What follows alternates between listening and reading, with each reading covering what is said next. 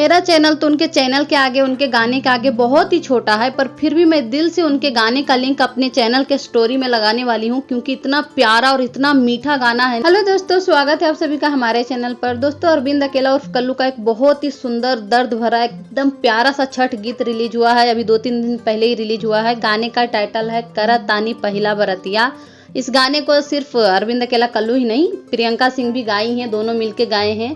और इसमें इनकी पार्टनर, इनकी अभिनेत्री हैं श्वेता मेहरा। ये गाना 7 मिनट 32 सेकंड का है और ये गाना देखने के बाद आपको ऐसा नहीं लगेगा कि आपने एक गाना सुना है, ऐसा लगेगा आप सब एक फिल्म को देख लिए हैं और रियल में किसी की कहानी देख रहे हैं। साथ ही इस गाने में एक बहुत खूबसूरत सा मैसेज भी है, जहां आजकल लोग अपने सास ससुर के साथ नहीं रहना चाहते, वहां पे कह रही है नई बहू कि हम छठ व्रत करें क्या।